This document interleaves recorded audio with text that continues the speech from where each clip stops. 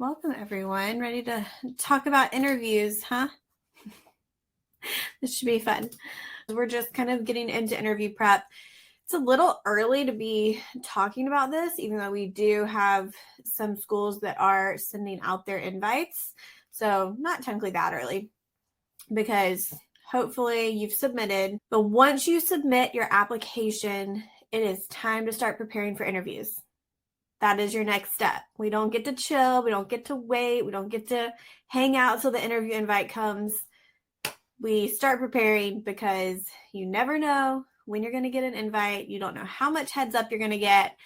And you want to be prepared so that you don't feel as nervous. You will feel nervous regardless, but at least having some preparation will make you feel a little bit better. Okay, we've got some people who have interviewed. If you have received interview invites, let us know if they are virtual or in person, or if you have both. I've seen both. I've seen some schools still doing virtual, some schools doing in person. I think we'll see maybe more in person coming back this year, but I think we'll also still see a lot of virtual, which prior to 2020 really did not exist. Schools did not ever do virtual interviews. And I think that's a good thing. It gives you a little bit more flexibility with timing and being able to plan around. But it's also a little bit of a disadvantage if you don't get to go visit the program and really get that feel. But from talking to people who have done virtual interviews, many people feel like they still are able to connect with the faculty and feel good about the school. So let's talk logistics and then we'll get into stuff. I have a rough outline of things to talk about that I think are important to go over with preparing, but I want this to be for you guys. If you just Google like the PA platform MMI, you'll find so much stuff that can help you out. We have the PA School Interview Guide, which you can get on Amazon. And this has everything about interview types. This is kind of where I pulled a lot of what we're talking about tonight, but types of interviews, what to do before the interview questions, types of questions, and everything that I talk about with interviews, I put all in one. Got some mock interview guide in there and all kinds of things. So that's on Amazon. We also have our PA School interview course that you can sign up for. People ask the difference in the interview guide and the interview course. So the guide is a book. It's broken down by interview types and it has questions. And then I don't give you like a scripted response, but I try to help you figure out how to think through what your response should be, why they're asking this question, to formulate that. The course is different because it's a lot of recorded presentations that I did, and I can explain things a little bit more and show you examples versus having a written version. So it expands on the guide. And I think if you're more of like a audio type person who likes to hear things, see things, then the course is a good option for you. There's 4 or 5 hours of videos talking about interview prep. And then there's a bunch of examples of mock interviews in there too. Also our mock interview. So if you are wanting to practice with somebody one-on-one and need help with that, our coaches are amazing. And you can sit down during a mock interview. We go through questions for about 20, 30 minutes and then do feedback.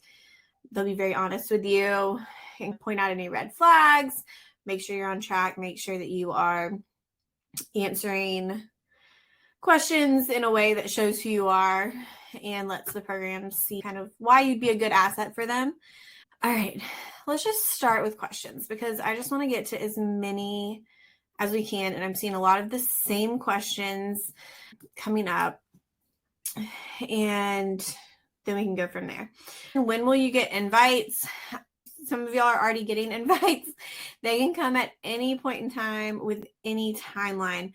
A question I've seen in our Facebook group is, what if I have something planned? I have a trip coming up.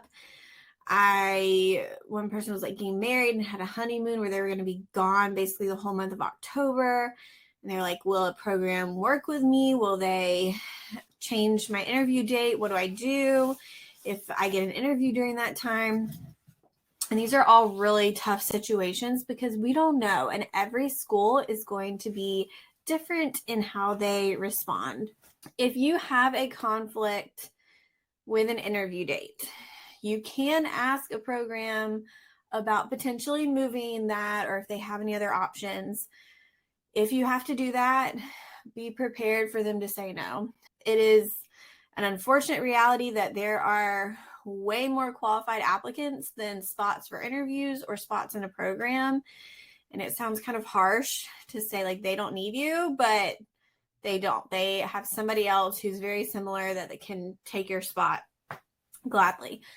So there's a chance that they will move it, and they may have other options for you, but there is also a chance that they will say, too bad, so sad, see you next year, try again, and not be able to move that. So that's another place that virtual interviews can be helpful. If you are traveling, I would try to make sure that you could at least do a virtual interview if possible. Take your blazer, be prepared. But if not, be prepared to possibly say no too, which is tough. As far as after the interview, when will you hear back? That's another thing that is very school dependent.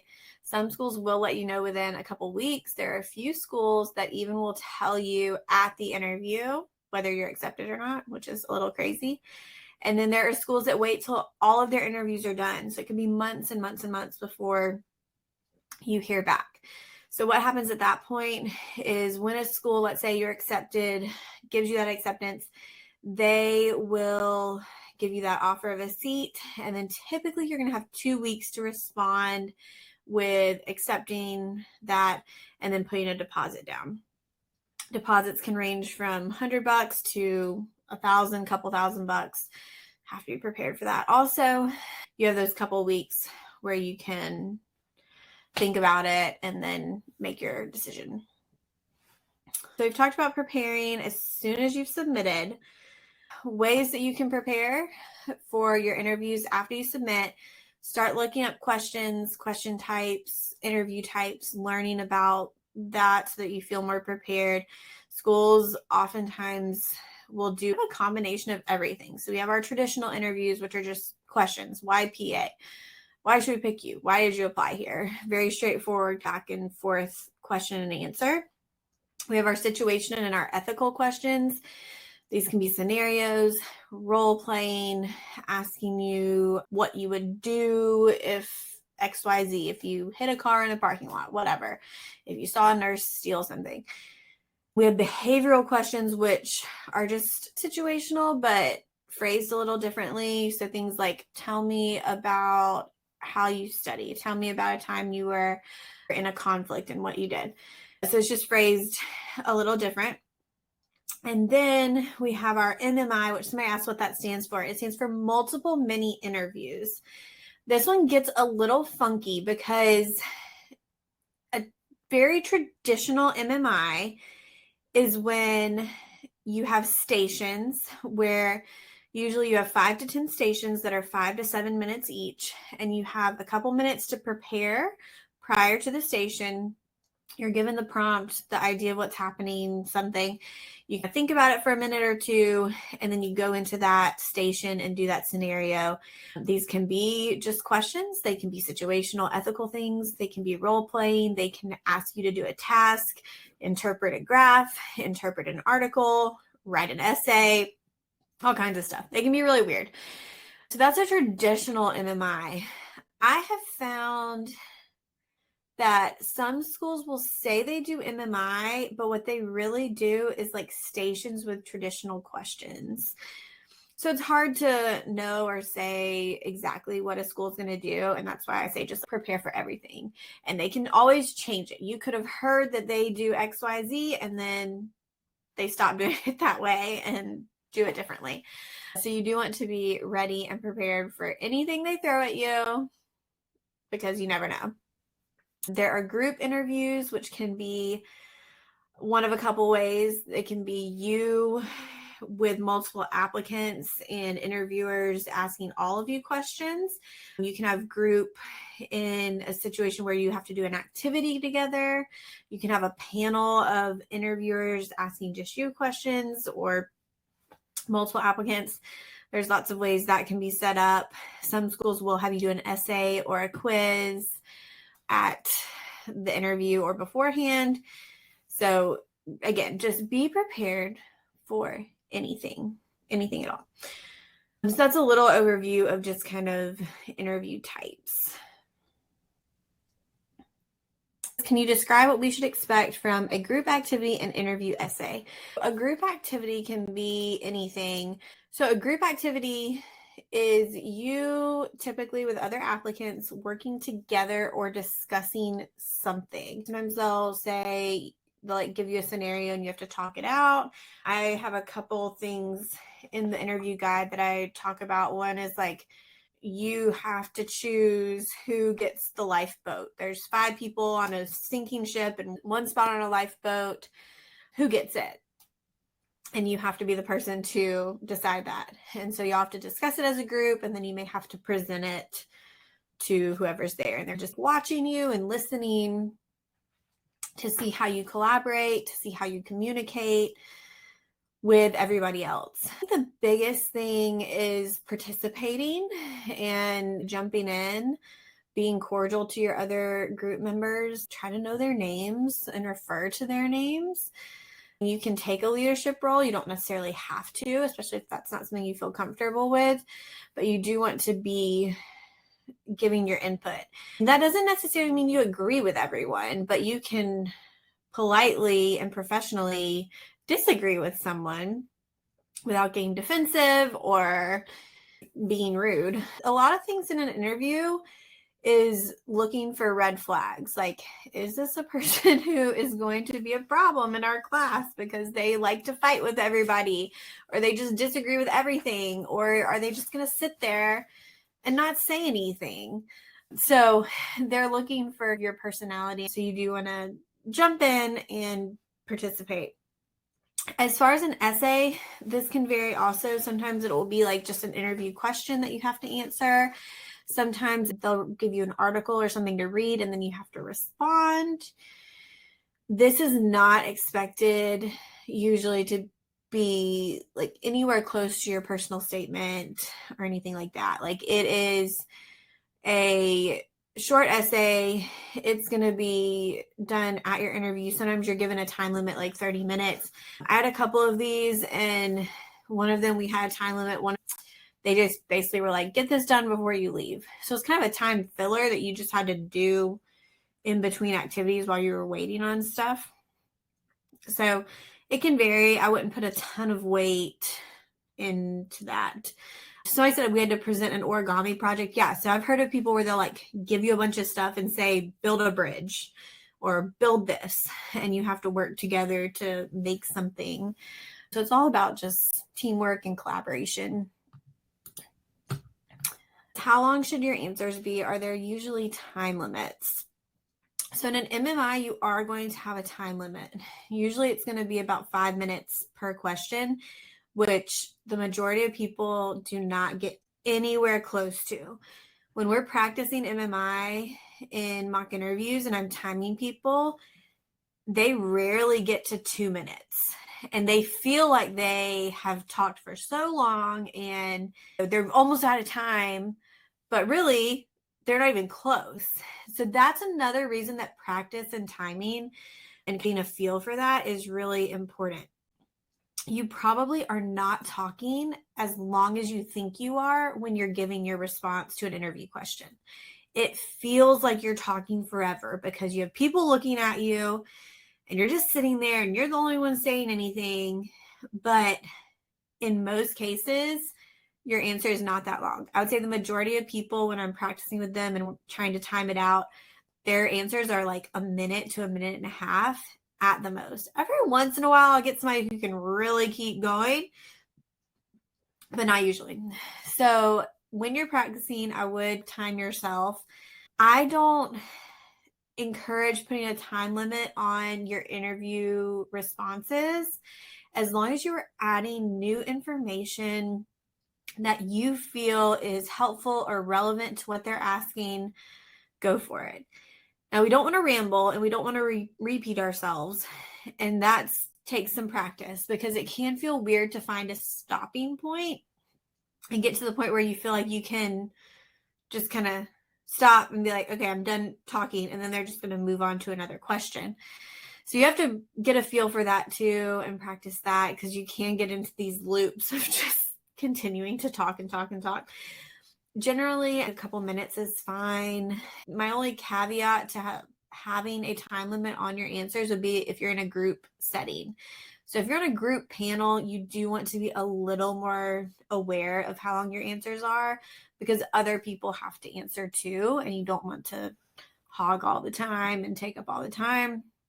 In those cases, just be a little concise, to the point if you can. There are instances in interviews where they will only ask you 3 questions or 4 questions, and that's it. And if you only give a 30-second response, they're going to be like, okay, thank you for your time. And then you're done, and you haven't even been able to really expand, but that's on you for not taking those opportunities. A lot of interviews are only 10 to 15 minutes. They're very short. My best advice is to know what you want them to know before you leave the room.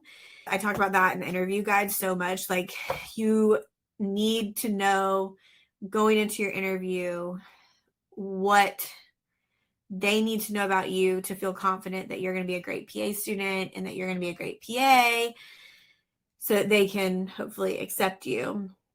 And if you're giving these superficial, surface level answers, they're not going to get that. This is like your one chance. You have to be ready to get in there and be vulnerable, be personal, and lay it all out. How do I answer a question about originally being pre-medicine and then switching to PA? I am a huge proponent of just answering questions honestly and being genuine and telling your story. It's super common to have started on a pre-med track and then gone to pre-PA for whatever reason. There's lots of different reasons. I think the biggest one is people just didn't know about the PA profession and then found it later and felt like it was a good fit for them. So whatever your reason is, whatever your motive, whatever happened, I would be very honest about that in your interview, and I think that will be understood. I wouldn't go in and just be like, oh, PA's quicker and I can still make a lot of money and seemed a lot easier for me. Don't say that. It needs to be about the job that you're pursuing. But again, I think it's super, super common to make that switch, and totally fine. Schools kind of expect that and are going to be understanding of that switch. So be honest, be confident in why you're choosing PA. I think it should be very clear that you're choosing this profession because it's a good fit for you and your personality, and that should be something that you can demonstrate and show in the interview. Another way that you can prepare right now for interviews, if you have submitted but haven't gotten any interview invites yet, is start thinking about the logistics. We have a question, what should I take to an in-person interview? And other things to think about, what are you going to wear? Do you have a suit? Even if you're doing a virtual interview, still want to be dressed professionally, not like me, but we want to wear a suit. We want to be professional. We want to have a good setup, good lighting. I would not do an interview in this setting. I'll tell you why. So, number one, my camera is above me, so it's a little awkward to look at. I would prefer probably using my laptop where it's like straight on a little bit more. I have to concentrate on looking at the camera here a little bit too much. And so if I had my laptop, I could make it more straight on and then put the zoom thing like right at the top of the screen, so I wouldn't be like looking down and looking all around. I also don't think the lighting in here is all that great. I would probably work on some lighting and maybe do it more in like an office setting. if possible, would be my approach. So figuring out if you're going to do virtual, where you're going to do it, getting tech set up. And then also thinking about when it comes to logistics, like what are you going to need help with? Do you need to arrange childcare, pet care, somebody to cover for you at work? Do you need to give them a heads up that you may have these last minute things coming up? I've seen that in the Facebook group. There are people who are like, they're not letting me off work for my interview. What do I do? And everybody's like, quit your job, go find a new job if they're not going to let you off. Like, this is more important. This is your future. And so hopefully your employer will be very supportive, but you do want to try to line up all those things ahead of time. As far as what to take to an in-person interview, you don't really need to take anything with you unless it's requested. Some schools will ask for a headshot or a resume, an updated resume. So you could take those things. If you have anything you need to add to your folder, updates, you can take those things. If you have an extra letter of recommendation, that may be something you want to take in like a sealed envelope if somebody gave you that. You can take a small bag, a small portfolio if you need to. A lot of times at an in-person interview, they'll give you a folder or something that has information about the program, maybe a pen to write with, a notepad. So they'll prepare you and provide those things. So you really don't need a bunch of stuff. I would say keep your Apple Watch off. You don't want to be distracted during your interview with that going off. Same thing with your phone. Turn it off. Just don't want anything that could distract from your actual interview. They may ask you to bring a headshot. They may also do a headshot there or take a picture of you. Don't be alarmed if that happens. That's not weird. That's very normal. So Christine says, I was requested to upload a headshot. What kind of image should I use? Like blank wall, natural lights, wear your interview suit, look professional. You don't have to go get a professional headshot done. This is just for them to refer back to. I would say try to look as similar to interview day as possible. But yeah, it doesn't have to be anything fancy. Do you think schools give you extra points if you choose to go in person, if they offer you virtual or in person? I really don't. I don't think that schools have a preference between in person or virtual. Do they potentially have a bias that is unidentified just because of meeting someone in person versus virtually? Possibly. I've heard of a couple programs that actually have split their spots. So they have a certain number of spots for in-person people and a certain number of spots for virtual people to try to keep that even and not make it so that they're choosing more from one thing or the other. I would do whatever works best for you, for your schedule, for life. If that is virtual, if that is in person, I would choose your whatever is best for you and not think about how the school's going to look at it, because if they're offering it, they're not going to have a preference. What should I expect with a group session with current students? Usually if you're interacting with current students at an interview, you will be just talking to them, asking questions, getting their insights from a student perspective on what the program's about, what they think about it, what they think about the area, and whatever questions you have for them from a student perspective. Sometimes those students will sit in on interviews and be asking you questions too. That can happen. If you are talking to students, I would consider that part of the interview. The whole day is an interview. Everyone you meet, just be professional. Don't talk about anything sketchy or weird. I helped with some interviews at my program, and we absolutely were asked right afterwards about applicants and what they said, what they talked about. So the whole day is an interview. The students are involved with that. But that's a great time to really answer questions or ask questions and get an insight into what the program's really like.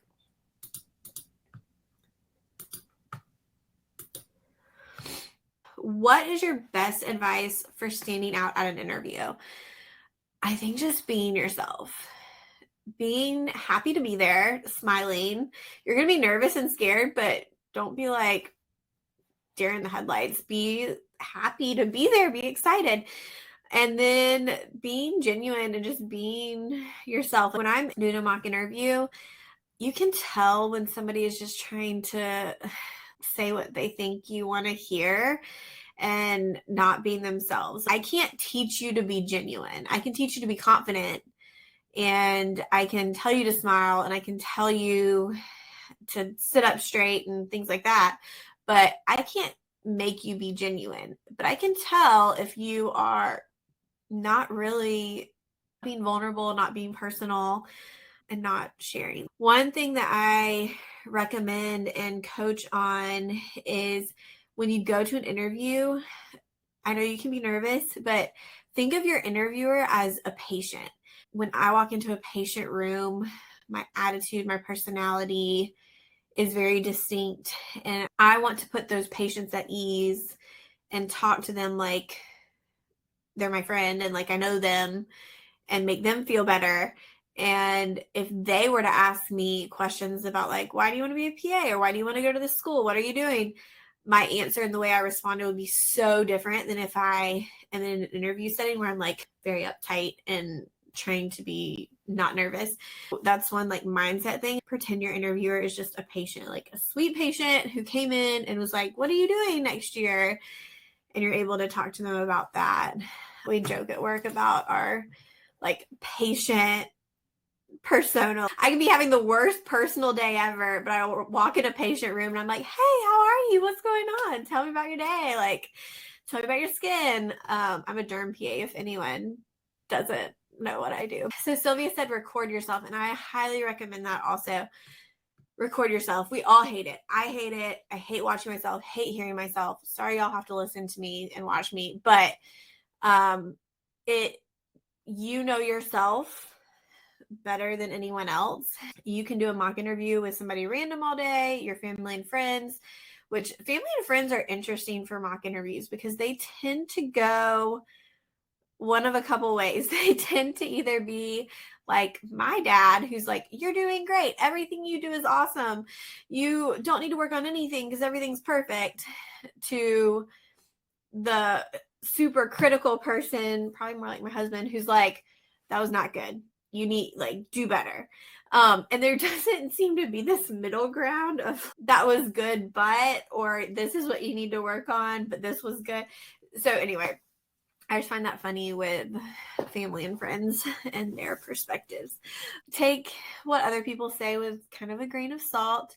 But yeah, just go in confident, go in excited, go in genuine, and really lay it all out there. This is your one chance. You got to be personal. You got to be vulnerable. You've got to be, I guess, earnest would be a good word for it. Like, let them know that you really want to be there and why. Don't be scared to talk about yourself. This is your one chance, and it does feel weird, and we don't like to do it, but this is it. You don't have a choice if you want to get into PA school, but it does feel awkward.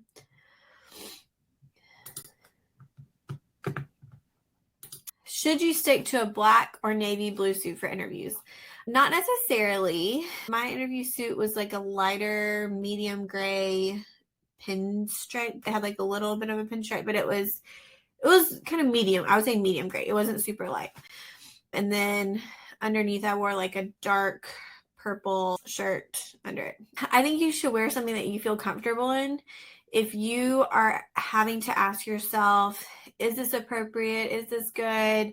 You're going to be questioning that on interview day, and that's what you're going to be thinking about. So you want something that you feel good about wearing. I see people asking about suits, specifically like very light suits, like white or like blush kind of colored. My only thought on that is take into account that you're probably going to be interviewing in like fall and winter seasons. And to me, like it would just be kind of weird and out of season to show up in a white suit in December.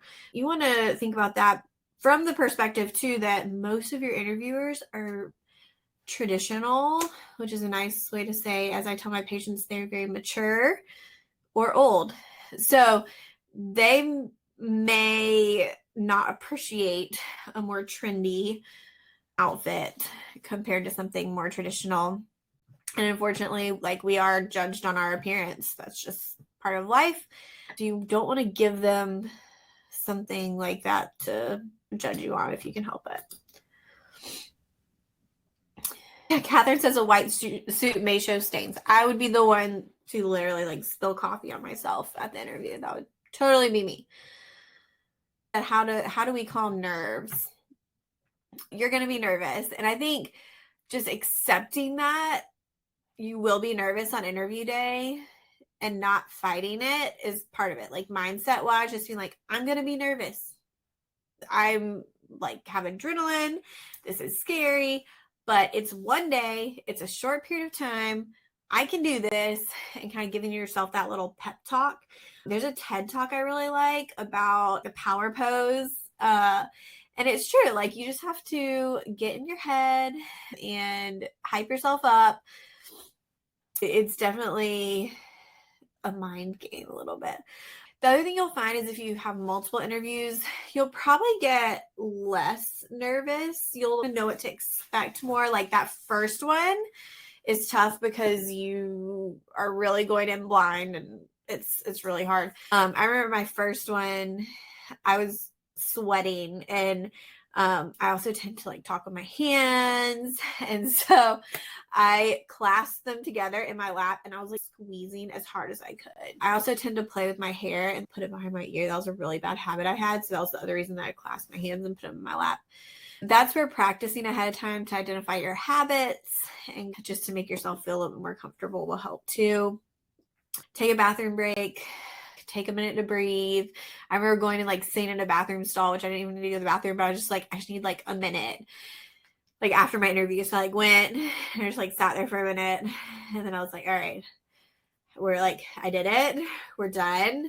Let's go back, get the rest of the day, and then I can have my like freak out moment. You gotta hype yourself. Get a good support system, whoever your support people are. Let them know if you're freaking out, and get them to give you some words of encouragement. You'll do great. How would you go about training yourself to avoid saying and during interviews? Practice, record yourself, but it's going to happen. I still say those filler words. It's just natural. It is hard not to, especially when you're thinking. It's okay to have those filler words and to take a minute and take a breath, take a second. It will feel like that breath or that break is very long, but it won't be. So if you need some of that filler, it's okay. They know that you're going to do that. They know you're human. It would kind of be weird if you never had any filler words at all, but it's all about just practice, more and more practice. And I think videoing yourself to see if you had anything. If you have the book or have read it or have watched any of my stuff before, I talk about how I did a mock interview with a PA that I had been shadowing. She realized that after all of my answers, literally every single one, I would say, and stuff like that. So she's going, why do you keep saying that? Like, if you have something to add it. But if not, why do you say that? And that was just my ending phrase. But I never would have identified that if I hadn't sat down with someone to actually practice questions. That was something I had to break before my actual interview.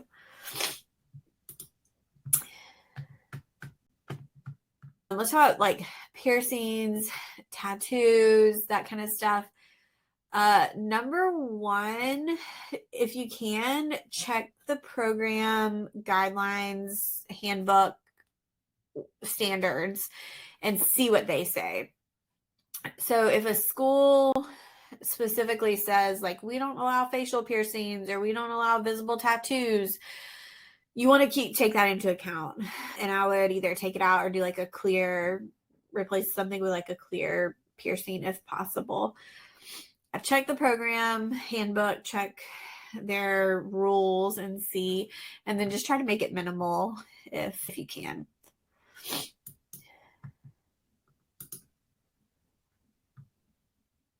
How do you respond if they try and ask you about something incredibly personal that you may not feel comfortable talking about, like specifics about a sick family member or a friend that you talk about in your personal statement? So that's an interesting one, because if you bring something up in your personal statement or in a supplemental or whatever, it's fair game for an interview. Like, you brought that up, so I would expect them to potentially ask you about it. So if you don't want them to bring something up, I probably wouldn't put it in your essays, because again, that's like fair game if you are the one who introduced that. There is this line of, so people say that questions are illegal. They're not illegal. They're not going to get arrested. They're not going to get shut down for asking you certain questions, but there are questions that are certainly unethical. So for me, example, I'm super pregnant. There's no way to hide this. If I went to an interview right now and I didn't say anything about being pregnant, and they are like, so how do you think you would handle PA school being pregnant or with a newborn? Technically, like, they really shouldn't say that, because the part that gets unethical, and this is where it gets a little fuzzy because you may never know, is they should not be able to make a decision based on these personal factors like family, anything about you, religion, that kind of stuff. Does it happen? Yeah. Can you prove it? It's really hard. Like, they would have to straight up say to me, like, we didn't want you in your program because you were going to have a baby. Can I be not happy that they asked me about that? Yeah. So it just gets really fuzzy. So my thing is, if a school is asking you inappropriate, unethical type stuff, I think it says a lot about that program. And you also have to think about who's interviewing you. Sometimes they'll have some off the wall interviewers, especially if it's somebody who isn't necessarily associated with the program. If it's like a community member and not faculty, you may want to say something to the program or ask them about it, just because so that they're aware of how that person is interviewing, and so that they know that maybe something was brought up that wasn't really something that should have been brought up. Being straightforward in your response, you're saying like, that's not something I feel I need to address today, or I'm just professionally shutting it down. It's a good response. My family situation will not interfere with my ability to participate and complete your program. Yeah, like, just being very confident in your response, and then just like having them move on.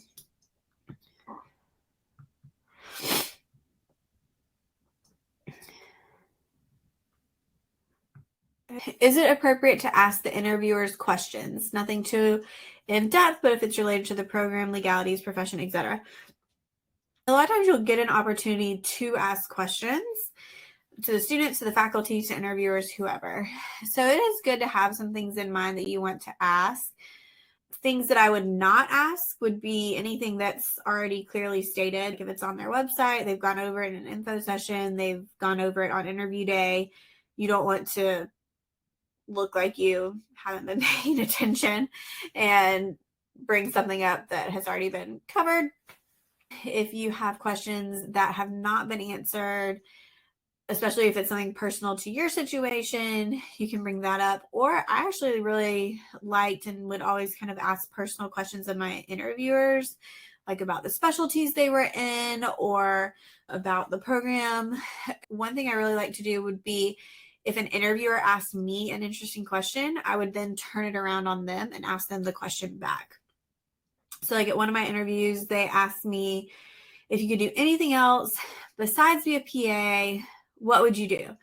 And I was like towards the end. And so then when they asked me if I had questions for them, I was like, well, what would y'all do if it was 2-on-1? What would y'all do if you weren't being PAs? And they're like, oh, one of them was like, I would have a bookstore. And the other one was like, I would be a professional singer. And so that was just kind of like a fun way to like get to know them outside of being PAs and being on faculty. And I think it was fun for them too, to be able to answer that.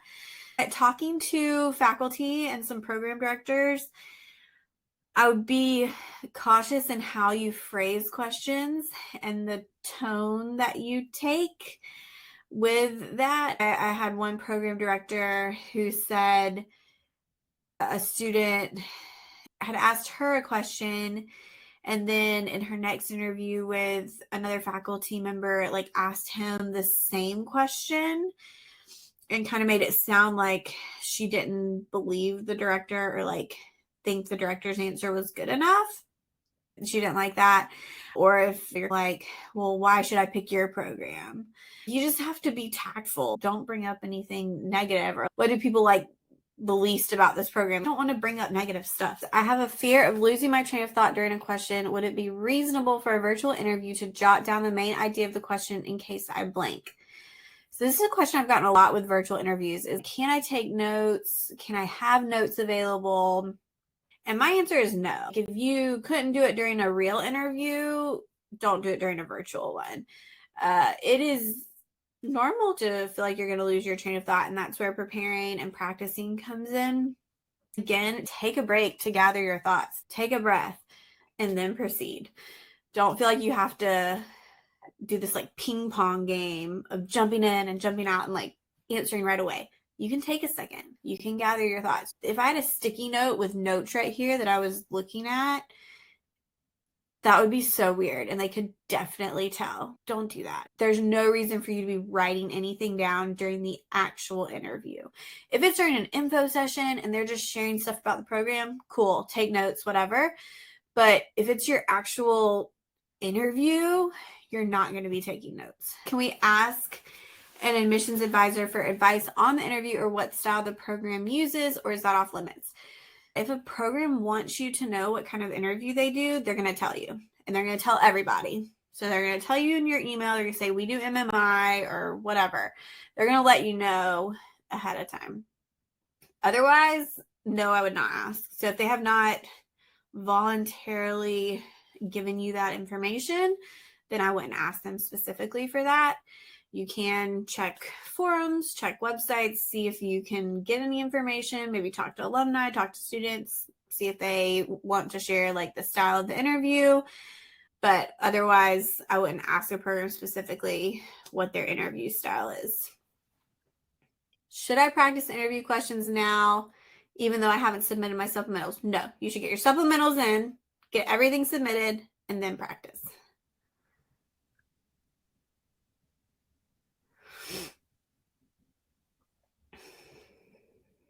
How should I answer not having certain hours in an interview, whether it's PCE, HC, shadowing? And somebody else said, like, how do I address a weakness, like not having enough hours? So we want to focus on the positives. We want to focus on what you do have and what you have gotten out of an experience. We talk about this a little bit with personal statement. You don't want to say, I know I don't have a lot of shadowing, but no, you just want to focus on what you do have and highlight that primarily. So you don't necessarily have to point out that weakness. The difference is if you are asked about a specific weakness or you're using that lack of something to illustrate a point, then you can bring it up. But we want to focus on what you've learned, what you're doing, the positive, somehow turn it around to make it a good thing or something that you're working on. Let's say they ask, what's your biggest weakness? Maybe you can say your lack of experience, but you're continuing to get new opportunities and you just started a new job, whatever. You can twist things a little bit to make sure that you can show that, yes, maybe I have less hours, but I still feel fully prepared to become a PA and fully prepared to take on PA school despite that issue. It's all how we phrase things, how we go about it.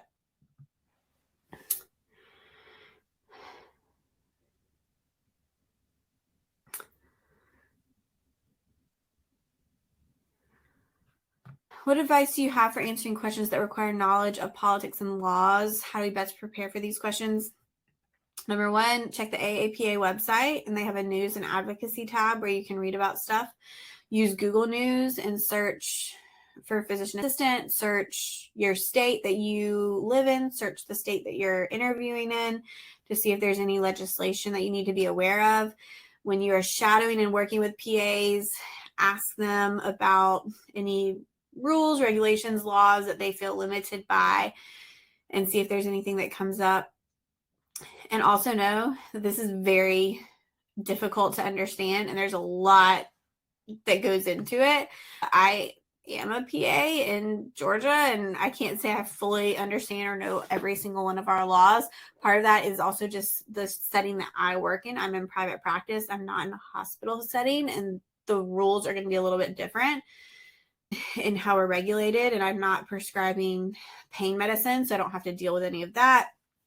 You can go to the medical board website for your state and read through the laws and legislation there. And these questions, I feel, are also your best opportunity to humble yourself and say, that's an area I'm still trying to learn about. I'm researching and asking PAs, but I still have a lot to learn.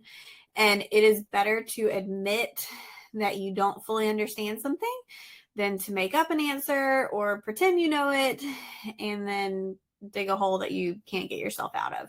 Do your best with it, but also know that they're not expecting you to fully understand all of that. Should we look directly into the camera? My suggestion would be to, if you're doing Zoom or whatever, make your window very small and as close to the camera as possible.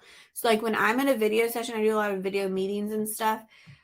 I will basically have it so that all of the interviewers or whoever's there is going across the top of my screen right under the camera. So my eyes are closer to my camera. I'm still probably looking at the people talking most of the time, but it's not as blatantly different as like looking down here. But at the end of the day, it's not a big deal. And either way, it's fine. I wouldn't get too hung up on that.